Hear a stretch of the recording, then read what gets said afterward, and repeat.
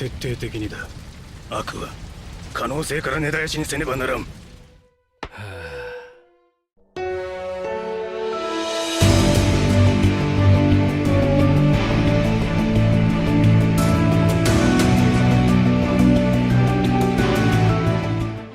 이번 원피스 1124화 다들 어떤 시점으로 보셨나요? 먼저 이번화 가장 주목할 만한 장면은 바로 해군대장 키자루의 분노와 눈물이었는데요. 원피스 1부 샤본디 제도에서 처음으로 등장했던 노란 원숭이 키자루는 자연계 능력자로서 당시 최악의 세대를 압도해 충격을 안겨주었습니다. 그렇게 아오키지 다음으로 등장했던 해군대장 키자루는 애매한 정의관을 지닌 해군이었지만 천령인가 정부의 명령을 따르는 임무에는 군말 없이 그 어떤 작정도 수행하려 했는데요.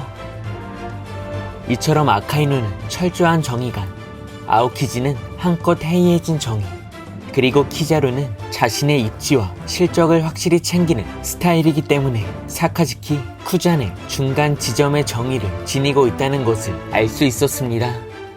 그렇게 키자루는 공백의 100년을 연구한 건 자신도 도와줄 방법이 없다며 베가펑크를 제거하라는 정부의 명령을 끝내 따르게 되었고, 이어 작전의 완수를 위해 버스터콜의 발동도 중지시키지 않았는데요. 때문에 키자루와 동기인 아카이누는 오랜 시간 함께한 키자루의 성향과 일처리를 알고 있었기 때문에 이번 임무도 대충 일한 건 아니겠지라고 말했던 건데요.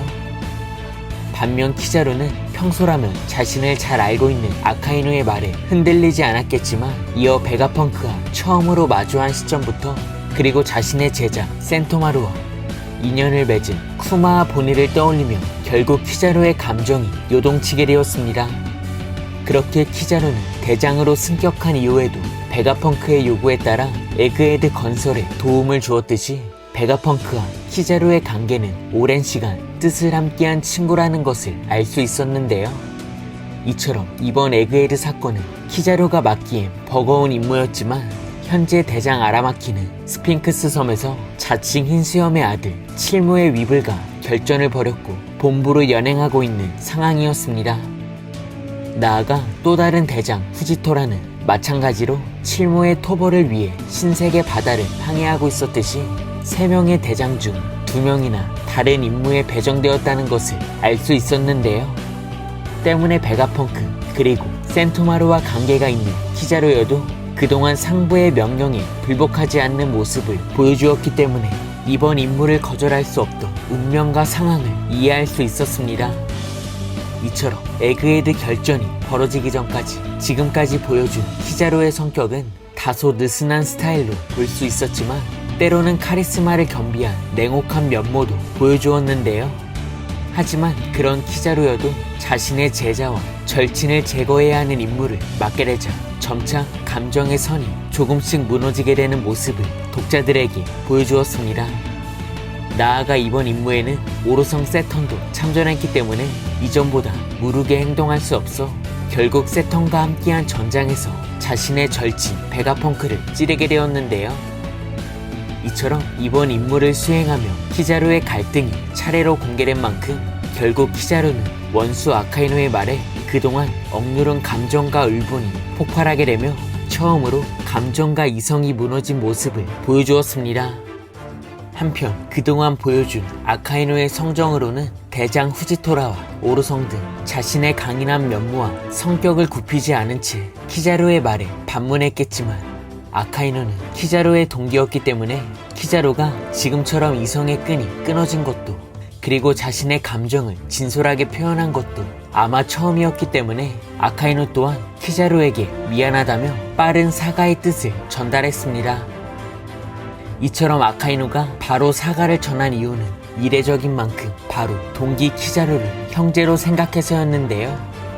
먼저 철저한 정의관을 지닌 아카이누는 22년 전 중장 시절 세계 정부가 역사의 진실에 근접한 오하라의 학자들을 제거하기 위해 버스터콜을 발동했고, 이어 로빈을 살려준 쿠장과 달리 오하라의 주민들이 승선한 민간인 피난선을 격침시켰습니다.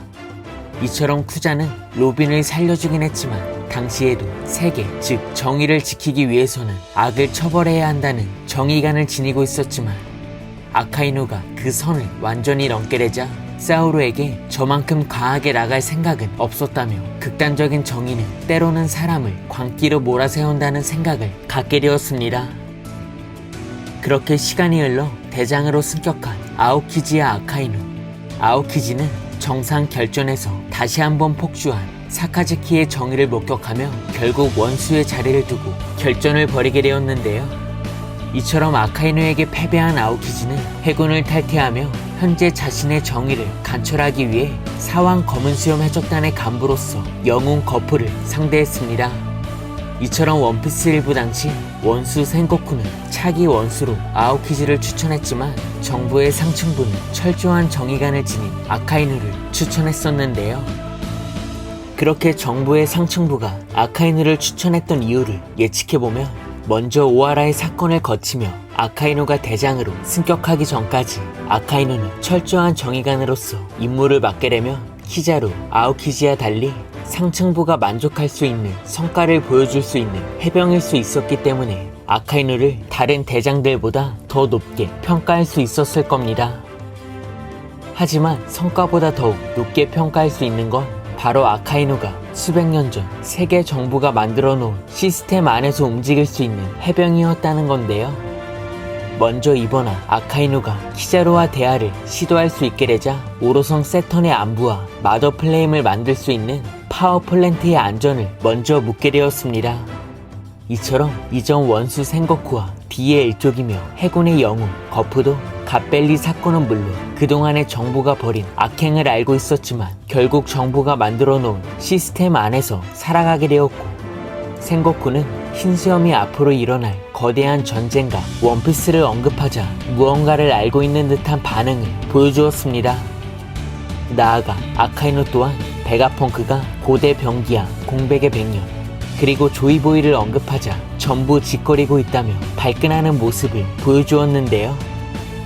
이처럼 원수의 자리로 진급하기 위해서 정부는 자신들이 만들어 놓은 시스템을 따라와 줄 수 있는 차기 원수가 필요했고, 아카이누, 키자루, 아오키지 중 아카이누가 정부가 만들어 놓은 시스템에 가장 적합했던 건데요. 그렇게 아카이누는 세상이 평등하지 않더라도 가장 악한 것은 정부가 아닌 해적이라 규정했기 때문에 센고쿠, 거프처럼 정부의 시스템을 따를 수 있게 되었고, 반면 아오키지는 자신의 정의관을 관철시키기 위해 결국 정부가 만들어 놓은 시스템에서 벗어나게 되었습니다. 한편 다시 현재로 돌아와 키자루 또한 절친을 제거할 수밖에 없는 정부의 시스템에 수긍했지만 결국 감정의 선이 무너지며 대장이 아닌 인간의 면모를 보여주게 되었는데요.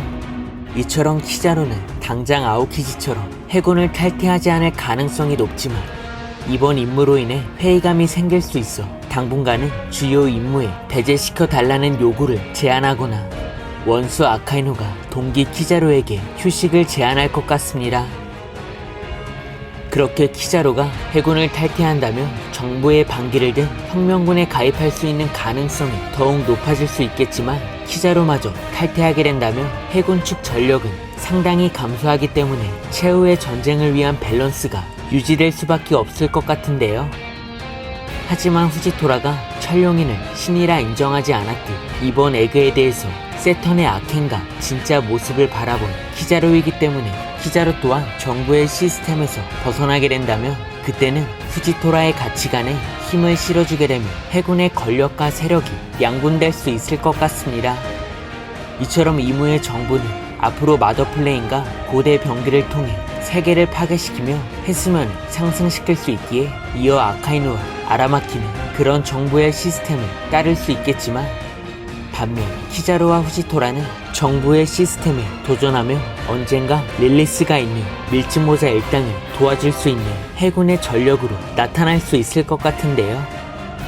이처럼 아카이누와 키자루의 갈등의 골이 이번 사건을 계기로 더욱 깊어질 수 있는 가운데 과연 대장 키자루는 언젠가 정부의 시스템에 도전하며 후지토라와 함께 밀짚모자 일당을 도와줄 수 있는 대장으로 나타나게 될지, 아니면 혁명군 드래곤의 세력으로 합류하며 모두에게 충격을 선사할지는 앞으로 정글의 원피스 최신화를 기대해보면 좋을 것 같습니다. 이번 영상은 여기까지입니다. 시청해주셔서 감사합니다.